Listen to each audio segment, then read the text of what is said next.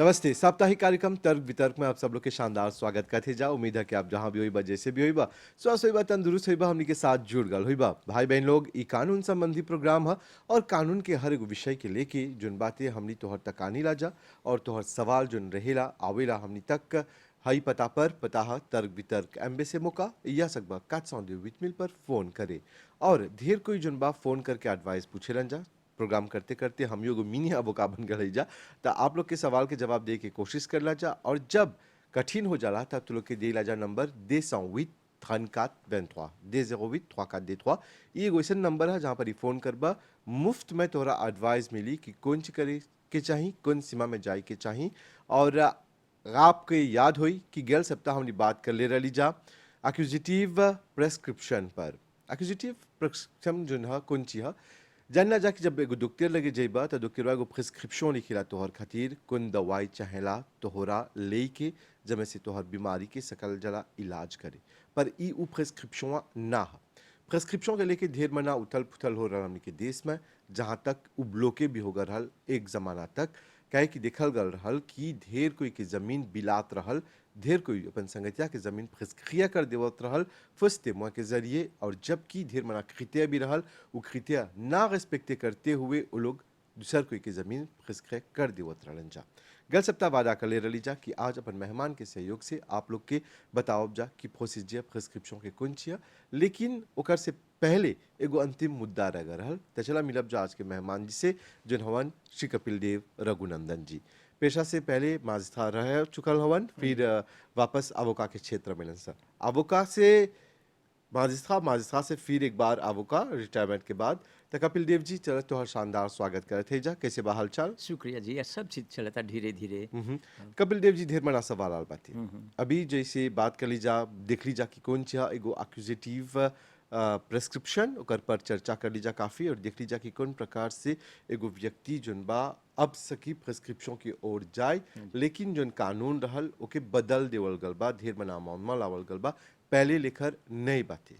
पर हैजा पर ही गल सप्ताह जब बोले रहला कि ऑक्यूपेशन के जरिए चला प्रूवे करके तोहर ऑक्यूपेशन ढेर कोई शायद ई ने समझलक, ढेर कोई फोन करलक प्रोग्राम के बाद हमारे से पूछत जा कि ऑक्यूपेशन पर जस्ती समझाई के लोग के कि कैसे ऑक्यूपेशन के जरिए सकबा एगो तेरा के प्रिस्क्रिया करे। हाँ, अच्छा, पहला है धर्म जी, जैसे हमने बोले सर है हमने के एक्विजिटिव प्रेस्क्रिप्शन एक्ट जैसे है तू बोल रहा, जब एगो आदमी जब पोपीतेर बने हो जाता है एगो जमीन के 30 बरिस के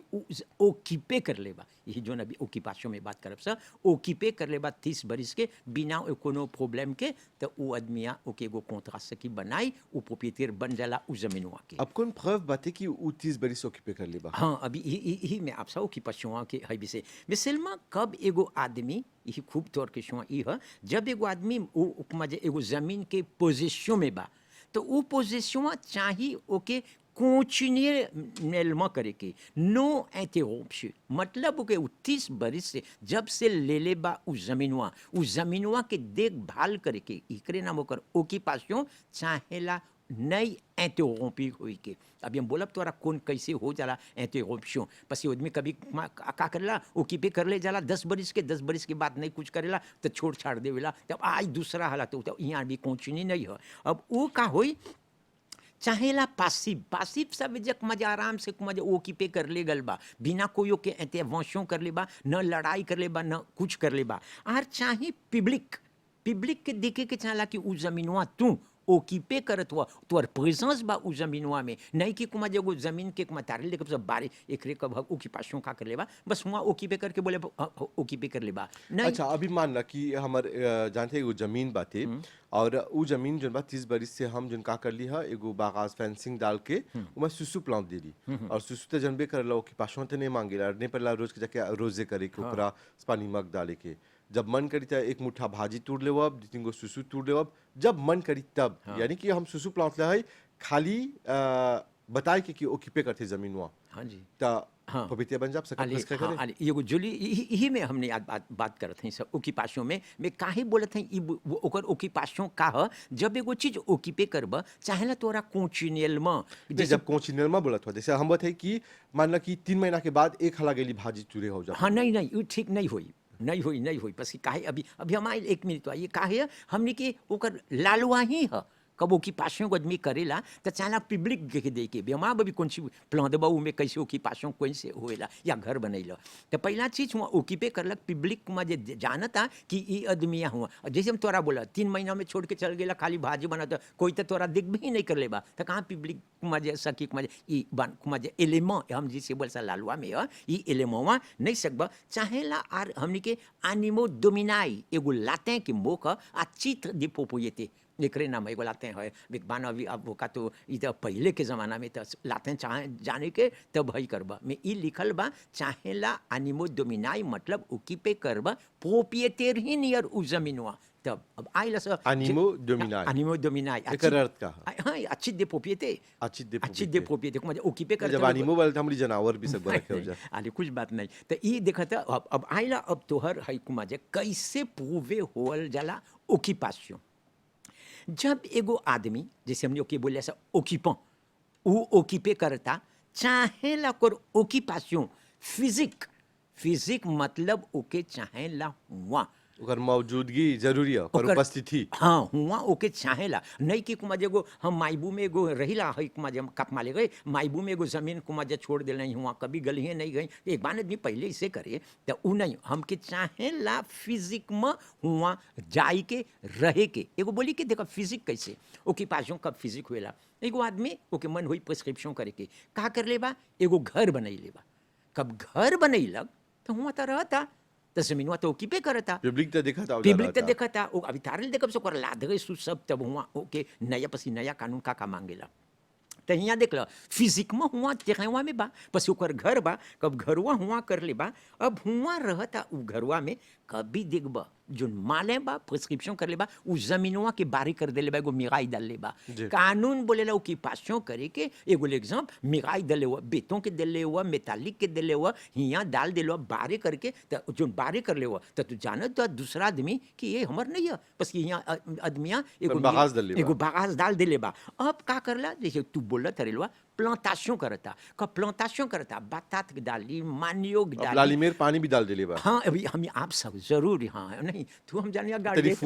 नहीं लिमन से कुमा जे है जाने ला तू अगर ये मैं अभी आप से ना तो हमने के भाई लोग समझे के बस यहाँ मिराई डाल दे बा कब मिराई हुई डाल दे बा मेटालिक हो या कुछ हो अब लगल प्लांते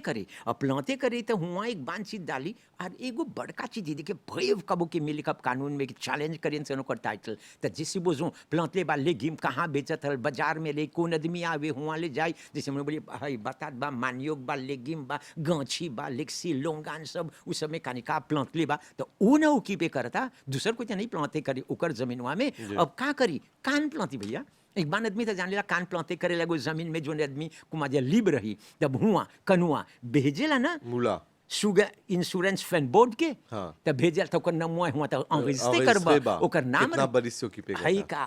काले गो प्रॉब्लम होई तोरा मन होई तो सब बोले ना ओके बोले बने गोते मुआ में वो सब देखब सका ऑब्जेक्शन होई था अभी हाई समनवा में भी ये लंबा जीवो शेखर तो यहाँ देखला अब जैसे बोलला हुए नहीं होलबा तो की पासों मतलब हुए करता तो रहता ना अब हुए रहल बा जैसे तरेलवा खूब बोला ओकर लादरेस हुआ बा सेबे के बिल मिलता वाटर के हई पानी के सब बा और दूसरा पे ये करत हुई एगो हई माजे एगो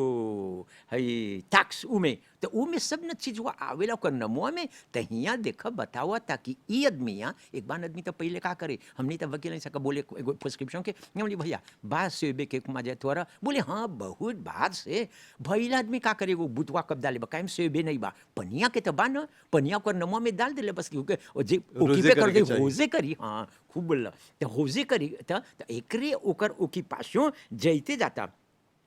में एगो चीज है बड़ी बड़ी डिफिसिल होएला एगो आदमी के कानून में उ सब नहीं होई तो ओकर ओकी पासों बताई के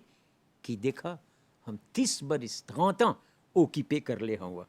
ओकर ओकी पासों कैसे नहीं सकी प्रूवे करे तो गिर जाए कानून में आई तो यही प्रिस्क्रिप्शन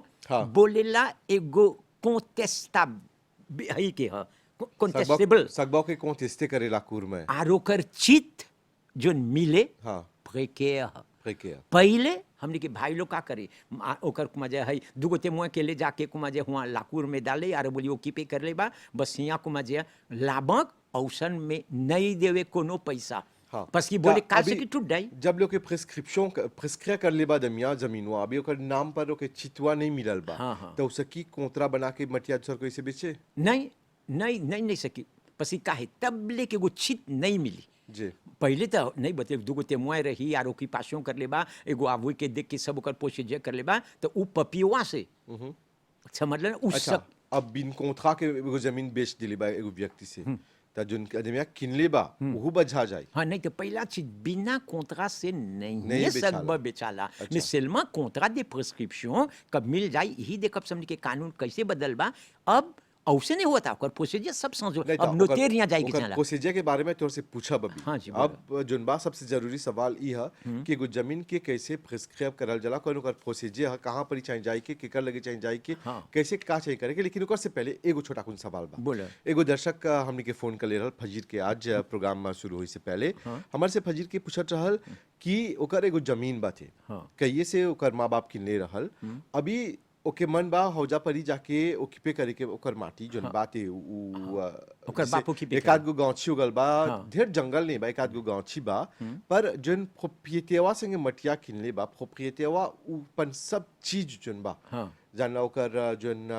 देब्री बा जिके हाँ, बोलला हाँ, जा हाँ। उ लेके जमीनवा में रख देले बा हाँ, हाँ। ई कइला के बोलक देब्रीवा निकाल हाँ। काहे कि हमके सफा करे के बा पौते राने के बा और हमके हौजा पर घर बनाए के बा हाँ, हाँ। अब प्रोप्रिएटेवा जोन बा उ निकालत नहीं बा सब चीज हुआ हाँ, त ई हालत में जोन बा व्यक्तिवा के का चाहिए करे हाँ तो इमे देखो पोपियते तो वही बा जोन हव आदमिया बा हमसे बुझो खरीदे खोजते हैं पोपियते वा नहीं सब नहीं चीज छोड़ देले बा उ वहाँ। जमीनवा खरीदा गल बाते हाँ, बेचा गल बा हाँ किनले बाकी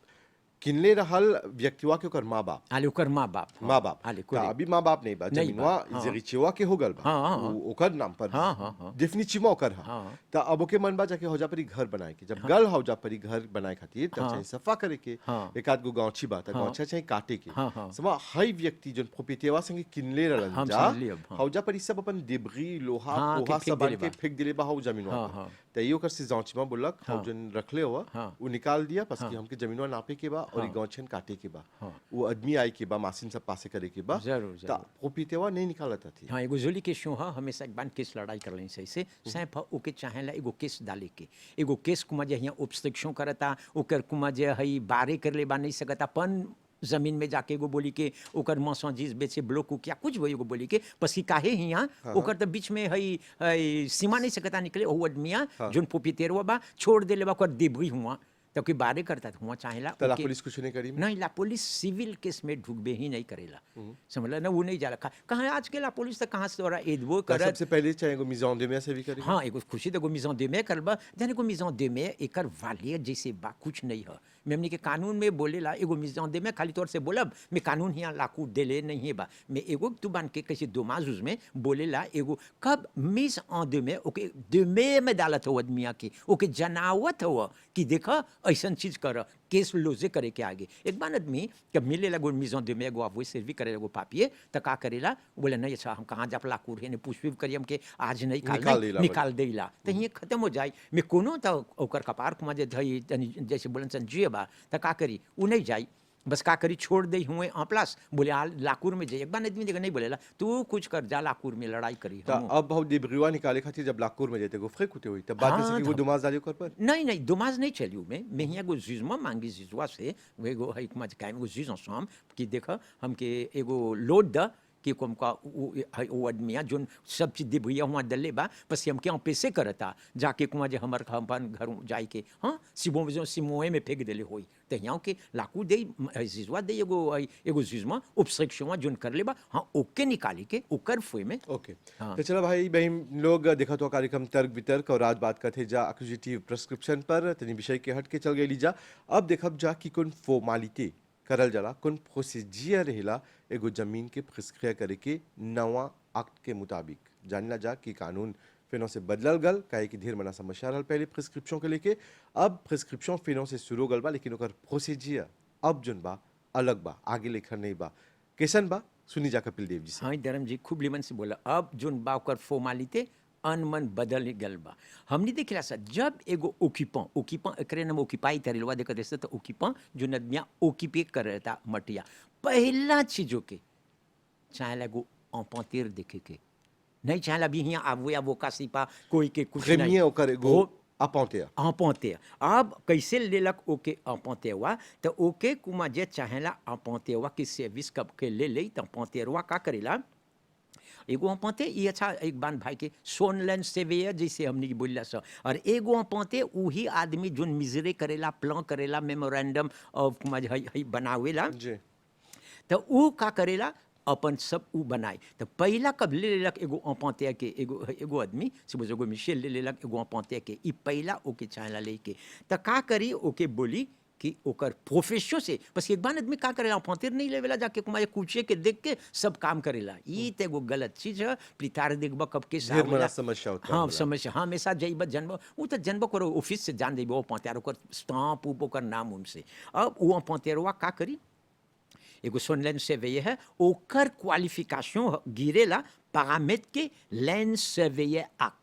कैसे एगो वकील के कुमा जब भी काम करे के चाहे एगो डॉक्टर के enregistré हो सके वो नहीं जाप सक कैसे हाँ कैसे वो एगो अम्पांतेर पहला देखलक अम्पांतेरवा à la requête du occupant का करी उ जाई जहाँ मदमवा या मिशवा देलेबा ओकीपवा कहाँ ओकर जमीनवा लौकेला जब हुआ जाई कुमा ओके बोल दे सुबोजो बोली जाने ले वाकवा में ह तो वाकवा में बोली कौन कहाँ रे मटिया तो अपन लादरेस ओकर लोकेशन सब उ दे तो उ जला लंपातेवा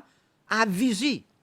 अभी कुछ नहीं करी आ विजी अपन अंक से जाके हुआ लोकेशनवा में जाई देखे कुमा जहा और ये एगो ओब्लिगेशन लीगल मोरल भी है रिस्पॉन्सिबिलिटी एगो अम्पांते के कैडेस्ट्रल एक्ट के सुइव करे के ओकर प्रोसीजर तो पहला गल rendez-vous करलक जहाँ सेवा से ओकीपे करता हुआ जाई आ विजी अपन आँख से अभी देखी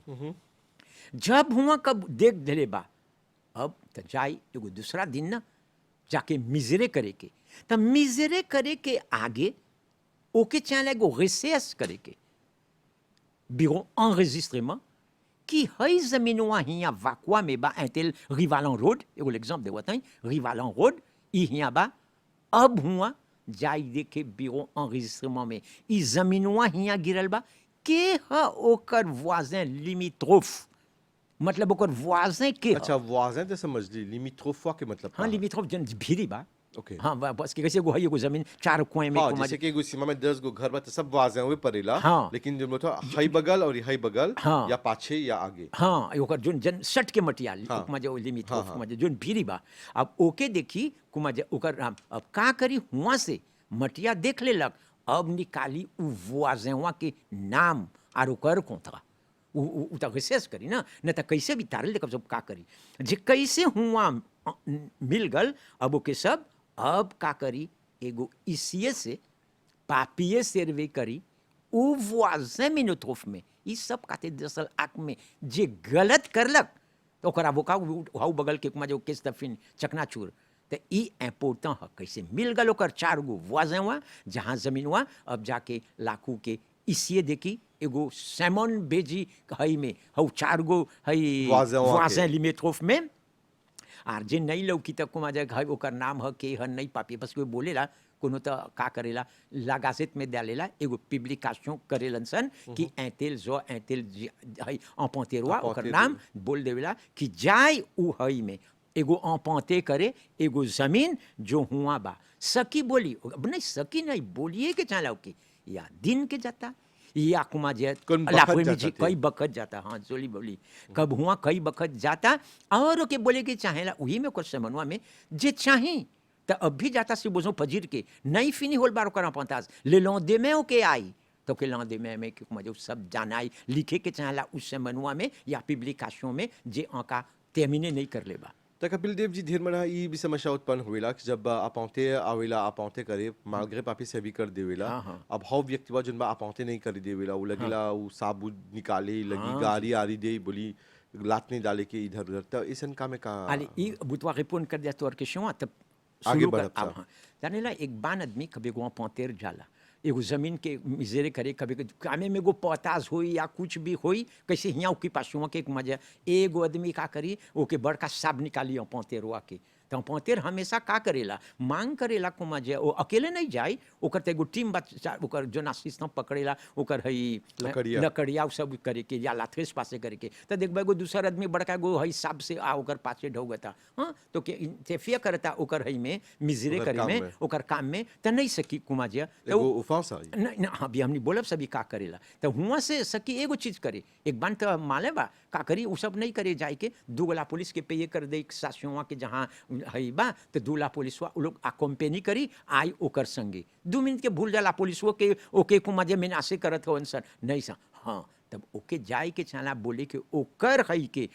ओकी पौवा के जोन ओकी बोले देख भैया हम गरीले मिजरे करेला पुलिस वो संगे गली साब हुआ निकालम सन लकड़ी निकालम सन हमके मारे के हमर काम में एतफिया करते हन सन हम नहीं सकब को मजे मिजरे करे तो यहाँ देखो रुकावट हो गल बा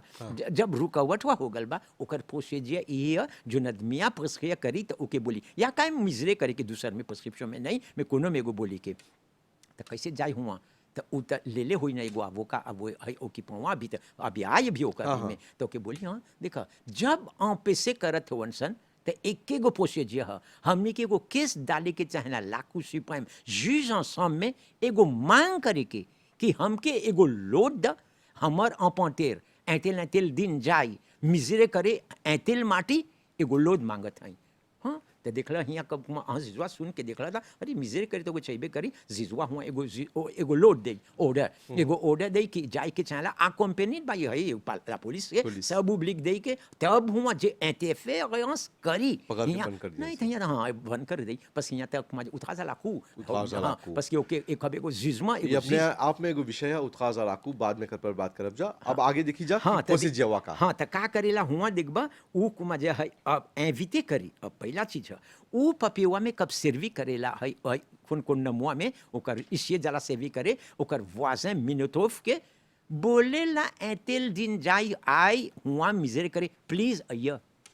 यहाँ के बोलाई के चाहला खा दे 10 लाख में सब समोन करे के चाहला ओके जनाई के चाहला सब एक्सप्लिके करे और सकबत अपन अपन कोंतरा जोन बा हुआ के वाजन अपन कोंतरा लेके अय्या ताकि कुमा जे उ अपतेरवा सकी कुमा जे हई अपन बोन के देखे के बोन के मिजरे करके लोकेट करके कहाँ बा आरही तब देखब हुआ से अइलन सन अभी देखब सब वासे का करेला अभी जब गइला हो जा पर ई प्रिस्क्रिप्शन करे en पौते गल और देखला कि empiètement बाती तो और वाजन जोन बा जोन जमीनवा प्रिस्क्रे करतवा ओकर में घुस गल होन जा तब हां अब तू बोला था जमीनवा तोहरा ओक्यूपे करलो तो अच्छा जाने के ओकर सुपरफिसी कितना बा हां नहीं अभी आप सने अपतेरवा अभी तो हियां गलवे अभी तो आदमी आल बा मिसलमा हियां अपियतमवा के भी एक्सप्लिक कर देब से तब हियां गल अपतेरवा कब वासे के बोलैलक सब जोन जोन वासे आल बा हम अपन कोंतरा लेके आल होयो के देखे और voisin पूछेला लिमिट्रोफ के voisin के तो हर का बा बोले के कोनो commentaire बा एक बार तो बोले हम नहीं दाको हैं ये सब के कि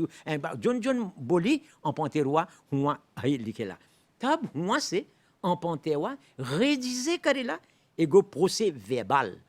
verbal he memorandum of survey एगो बड़का है ओकर कुमा जे लिखे एकरे नाम हमनी बोलिया सा रापो ओकर रापोवा में कुमा जे अभी तारेल देखब सा का लिखी d'après ओके चाहेला करे के ई कमवा d'après हमनी के काटेजेस्ट्रल एक्ट में जे हियां से नहीं बोलैलक कुछ नहीं करलक अपने में वो सब नहीं करी तो जानेला अपन काम ना तो हियां देखब अपन d'après हई मांग करेला के समन करेला उ लोग बुलावेला जो नोते करेला उ लोग के सीए भी करावेला कोनो तो नहीं रिफ्यूजे करी कुमा जे नहीं सीए करे पाफे नहीं तो लिखेला उ में कि देखा ऐतिल जुमुन रिफ्यूजे करलक सीए करे के उ मेमोरेंडम ऑफ प्रोसेस वर्बल वा में हियां अब का करी अब देताई देखा हियां अब हियां से शुरू हुई काम अपतेरवा कब ओकर प्रोसेस वर्बल कर देलक मेमोरेंडम ऑफ सर्वे अब mentionné करी qui, à la requête de M. X, me rend dans le terrain pour miser un terrain qui M. Intel inoccupé, bolé, occupation से अभी तक क्रियोले में जाने से mais seulement हुआ से गल और la requête एगो आदमिया से लेके हुआ गल ओकर premier भाई में हेडिंग में देखबा लिखेला ओकर हुआ गल अब हुआ का हुआ लोकल कि एगो मिशे ओकर नाम बोलिए मिस्टर एक्स होई मिस्टर एक्स, मिस्टर केविन। हाँ मिस्टर केविन एगो पेंशने है तो भैया यहाँ तक काम भाई ये भी बड़ी जवान हुआ हाँ। पेंशन तो ओके डाली पस की का करता तो तब बचपन से ओकी पे गया था ना। बचपन से सिनेमा के चला एगो कुमा एगो सुसंता लेख होई के हाँ, ना हाँ। तों की पासियों बताई तो अब हुआ एगो पेंशने है सेवा कोनसिया एगो मेमोरेंडम ऑफ सर्वे जैम बोली एगो पोसे वेबल कैसे करलक एगो पोषण ला रहते कब मिजरे करलक त हियां भी तरुला बोला ओकर सुपरफिसी कितना है si besoin 1000 pieds carrés है तो 1000 pieds carrés तो कुमा जो सब लिख दई अच्छा। तो अब हुआ ओकर अब मिजरे करके ओकर ओ डाल दिले बा हाँ। और बोली कहाँ है डिस्ट्रिक्ट de प्लेनुलियम में है कोनो और कर रेजियो में कोनो कर रेजियो अच्छा एगो बाकवा। फिल्म होई त हौजा पर तू भी लिख दा हाँ। कि हौजा पर रेते करत है जा हाँ, हाँ। काहे कि समय हमनी के साथ छोड़ हाँ, देवेला हाँ। काश बोलती जा कि समय हमर खिसखिया करत से समय हुआ हाँ। या एगो बुत समुंदर भी तोर से ई पूछे के रहल कि सब समुंदरों के खिसखिया करे हाँ, हमके मन में एक बुत समुंदर खिसखिया हाँ, करे अली के हम- लेकिन हाँ। ई सब सवाल के जवाब जुनबा आज नहीं देवब जा नहीं। आवत सप्ताह देवब जा ठीक। कपिल देव जी आइला और हमनी के जुनबा विषय शुरू करला अभी खत्म नहीं होल बा नहीं, ढेर बा जाई के हाँ। एकर खातिर बहुत बहुत धन्यवाद। नहीं शुक्रिया त दर्शकगण कोनो भी सवाल रही ता सकबा हमनी के पूछे प्रोग्राम के पता है तर्क वितर्क एम्बेसी मौका या सकबा हमनी के फोन करे 402 विथ मिल या कोनो भी जानकारी या कोनो भी सुझाव चाहत हो कोनो समस्या में होबा कानून संबंधी एगो राह खोजत हुआ एगो सीमा खोजत हुआ ते सकबा 208 पर हैजा परी एडवाइस जुनबा एकदम फ्री है मुफ्त है सकबा एडवाइस प्राप्त करे त तोहर साथ खातिर बहुत बहुत धन्यवाद पूरी टीम के तरफ से शुभ रात्रि नमस्ते।